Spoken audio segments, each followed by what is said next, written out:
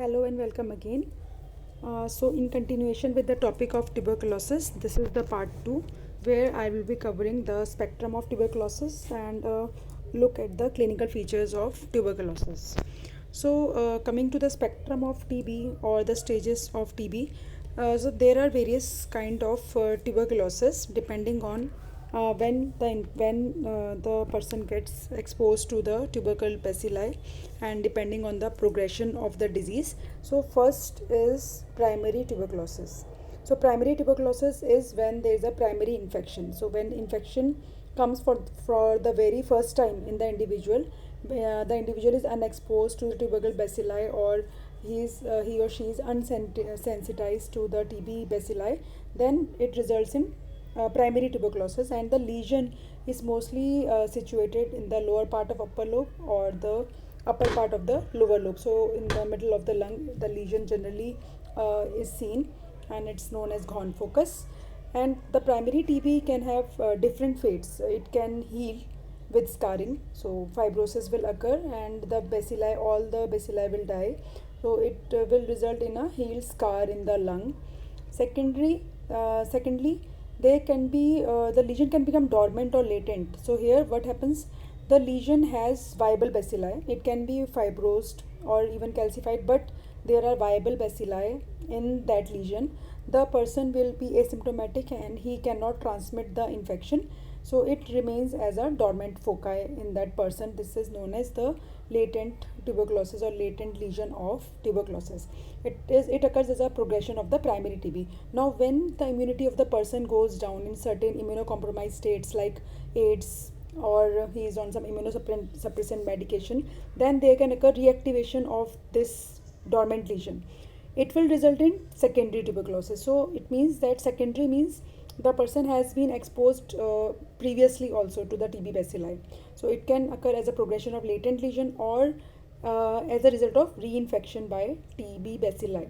So in the secondary tuberculosis, the response will be prompt. The immune response will be more prompt as compared to the primary one. In primary, I have told you in the last lecture that there are two responses. One is early response, which is a part of innate immunity, and then another subsequent response that is a part of adaptive immunity and mediated by the Th1 helper cells.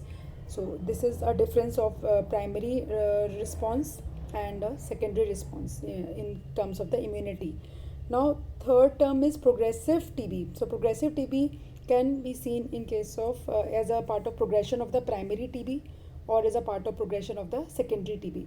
So when the immune system is not that strong, the immune response is not that strong, and the lesion will spread to other parts of the lungs, and also later due to the lymphatic and hematogenous dissemination, the lesion can progress to whole of the body, different parts of the body, and any organ can be involved.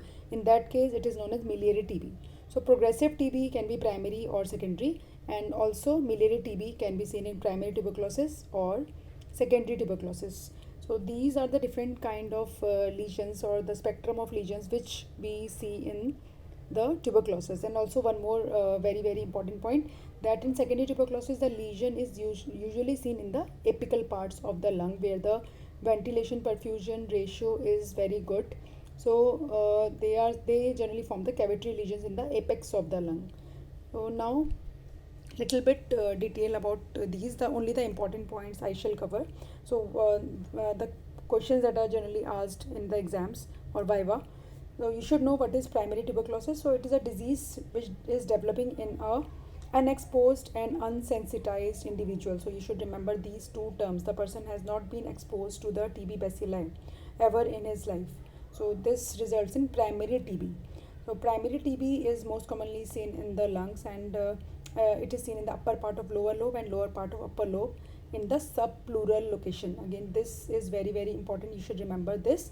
What are the fates? I already told you, it can heal, leaving a scar. So lesion can fibrose and heal, and there will be no viable bacilli in that. So it will the scar can remain throughout his life, and it will not cause any problem if the person is immunocompetent. Also, there are no viable bacilli in this.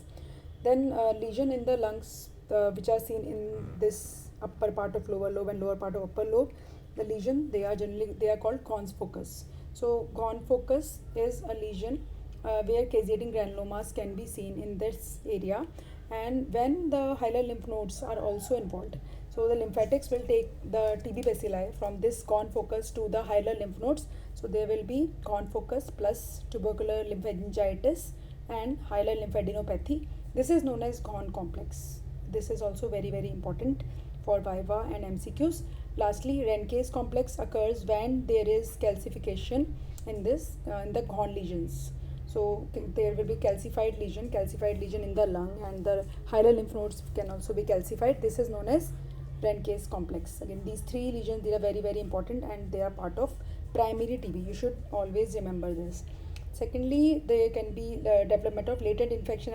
I already told that these are dormant lesions and they have viable bacilli within them. They can show fibrosis, but still viable bacilli are in these lesions, and subsequently when there is drop in the immunity of that person, it will lead to reactivation of the infection, of the tubercular infection, and now we will call it secondary tuberculosis. Lastly, if the primary tuberculosis is not contained in these areas, it will progress to form primary progressive tuberculosis, and it will manifest as a acute bacterial pneumonia and showing consolidation of the lobe, hilar lymphadenopathy, and also sometimes pleural effusion can be seen. So these images are important to understand. This is a gross image taken from Robbins, and here you can see that subpleural focus is there. This lesion, which is whitish in appearance, this is the Gone focus, and here the lymph nodes are enlarged. So this is involvement of lymph node. It becomes Gone complex. So this is a lesion of Gone complex. So the lesion in the lobe, in the lung parenchyma, and this is the hilar lymph node. And cut surface can you can see these whitish areas of caseation. Caseation is a very important hallmark of tuberculosis. Also radiologically we can see these areas. There this is Gone focus, and sometimes area of calcification can be seen, known as Rehnquist complex. Now secondary TB, now they can ask you what is secondary TB. So it arises in an individual who is previously sensitized to Mycobacterium tuberculosis, and they can also arise in a dormant lesion which is formed as a result of primary TB. So reactivation of a dormant focus can also result in secondary TB. Now site, very important. It involves the apex of the upper lobes of one or both the lungs. Why? Because the ventilation perfusion ratio is highest in the apices, and you know that MTB is aerobic bacteria, strictly aerobe, and it needs these the areas which is richly oxygenated. Now in immunocompetence, this bacteria will elicit a prompt and good tissue response, and good immune response will be mounted, and this will wall off the focus of infection. In the apical region, generally this granulomatous reaction will occur, and fibrosis will also occur, and that will wall off that lesion. And here, that's why the hilar lymph nodes are not commonly involved in secondary TB. And here you can compare this finding with the primary TB, where the hilar lymph nodes are commonly involved. Now, next, this image again from Robbins, and here you can see this lung, and in the apical lesion there are cavitary lesions. These empty lesions, these are cavitary lesion. Again, this is a postmortem lesion of postmortem specimen of lung, and here you can see that these are the caseating lesions, these whitish areas in the apex. This points towards the secondary TB, which is commonly seen in the apical regions. And here along with that, these are caseating areas, and these are the cavitary lesions. These empty spaces, these are cavitary lesions. So you should remember that primary TB, it's seen in the lower part of the upper lobes and upper part of the lower lobes, while the secondary TB, it is seen in the apical region. Clinically, primary TB, generally it occurs in children, immunocompetent individuals, and generally it goes undetected or asymptomatic. Patient generally has mild flu-like illness, and then it will subside on its own. But sometimes when it progresses, it can lead to pleural effusion also. But more commonly, it is primary TB is self-limiting and self-resolving.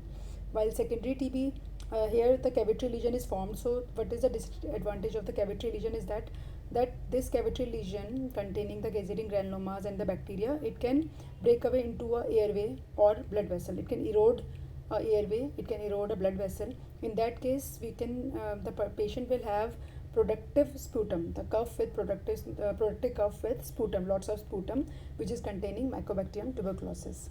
And if it erodes into a blood vessel, bronchial vessel, commonly asked in exams, and it will lead to hemopsis. So hemopsis, there will be blood in the sputum. Then look, if the secondary TB is localized to the apical areas, then it may be asymptomatic also. If it does not erode, then it may be asymptomatic also. Other symptoms, the general symptoms like malaise, anorexia, weight loss, loss of appetite, low grade fever, which is remittent and with night sweats. So all this history you have to ask if you take history of a patient where you're suspecting tuberculosis.